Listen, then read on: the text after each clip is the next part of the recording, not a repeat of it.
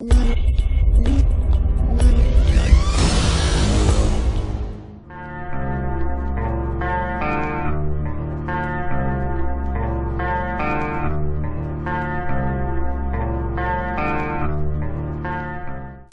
everybody, Shadrach here, and I have been requested for this fan favorite character build video to cover the Talon Mercenary.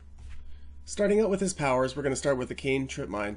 Now this is the most important part of him. This is the core essence of this character. So for rank 4 we go top, 5 top, rank 6 top. For Concussive Arrow we don't do anything, and Armor Piercing Arrow we go for 4 bottom, 5 bottom, and 6 bottom. We're basically just using the Armor Piercing Arrow to give us more grenade capacity. For the Elite Mercenary, or his passive, for rank 4 we go bottom, rank 5 top, and rank 6 top, which is very important. We need that extra regeneration rate. For his fitness we go 4 bottom, 5 bottom, and 6 bottom. Now some of you may choose to go for Concussive Arrow over Armor Piercing Arrow. That's really up to you. I honestly don't use either. Like I said, I just use them so that way I have higher grenade capacity. So to each their own. If that's the way that you prefer to go, or if you prefer to use the Concussive Arrow or the Armor Piercing Arrows, that's up to you. But personally I don't. I only use the Cane Trip Mines. So for his weapons, I like to keep the power recharge fairly high. So we're going to use the Pistol Heavy Barrel and the Pistol Power Magnifier. The Eagle Talon, I just kind of chose that because, I don't know, it kind of goes with the Talon Mercenary theme. So that's it for the weapons. You can actually use whatever weapon you prefer, but that's what I chose. For his equipment, for the ammo, I'm going to be going with Armor Piercing rounds. For the weapon bonus, obviously pistol rail amp, because I'm using a pistol. And the armor bonus, if you use the power amplifier, it really makes those Cane Trip Mines amazing. He is a bit squishy, so if you choose to use a cyclonic modulator or something along those lines, I understand. I don't blame you one bit. And grenade capacity is a given because he's a grenade dependent character. Now I'm going to show you guys some clips, just a couple of various clips of in-game footage. Basically this is just a solo. I just did this really quick so I could show you guys some examples of how this character works best for me. As you can see, what I'm doing right here is I'm doing what they basically say. I'm creating an effect where it's like a tripwire. They are trip mines, and you set them up, and for those of you that are inexperienced with this character, as you can see, basically you want to use the choke points to your advantage. You set up the Cane Trip Mines in areas that you know the enemies are going to come through. This character, I feel personally, requires a lot of patience. He is extremely squishy. He does not take a hit very well at all. So you want to be very patient with this character. You want to set up the traps and wait. You can rush spawns with this character. He is highly effective. If you can get into a spawn and drop a bunch of trip mines, it's almost like dropping a Cobra missile. It's just that powerful. These things are devastating.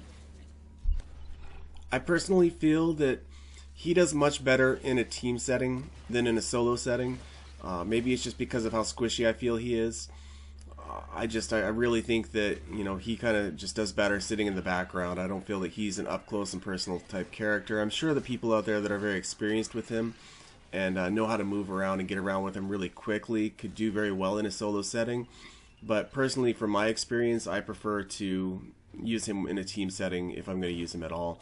As you can see right there, as I was running up the ramp, I put 3 trip mines along the wall, basically just setting up for the oncoming enemies. And I can just take little pop shots with my Eagle Talon there as they're coming. It's nice not to have to waste a trip mine on an enemy if you don't have to, because you only have so many and they only regenerate so fast. As you can see, he's a very agile character. I really like the human roll. It's a beautiful evasive ability, one of my favorite. Next to the Vorcha, I think it's one of the better evasive abilities. His health regeneration, it doesn't seem very, in his shield regeneration, it definitely doesn't seem very quick, especially considering how little his health and shields are to begin with. I don't know if it's true or not, but for me, I kind of feel that from the Earth DLC, all those characters seem a little bit buggy as far as their health goes. Maybe it has to do with being on host or off host, or I don't know, but it just, for me, I really feel, especially like the Paladin Sentinel, he feels very squishy. The Talon Mercenary here, he definitely feels very squishy. Even the Fury and the Destroyer, a lot of people feel the Destroyer is a tank, but I personally feel the amount of mobility that you have to sacrifice for the amount of shields you get, just, it doesn't seem worth it to me. Right here in this gameplay right here, I'm bringing the package back. This is a great example of how powerful these trip mines are. As you can see, there's probably about 5 or 6 enemies right there, and I just pop a couple of trip mines right there, and there's a kill streak. Not even intended, it just kind of happened. If you're trying to get kill streaks by rushing spawns, it's definitely a doable thing. Coming up here though, I'm going to show you guys an example of how spamming the trip mines too fast seems like they don't take the damage that they're supposed to be taking.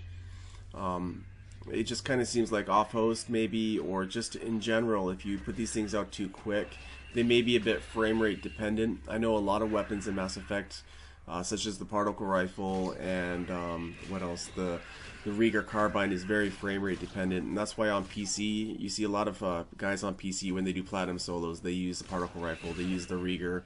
The Rieger is extremely powerful on the PC. I would almost go as far as to say it's 3 times as powerful on PC than on a console. It just, like I said, it's a frame rate dependent weapon. Right there was a good example of how the radius of these trip mines is just, it's huge. Even the radius is great on these things.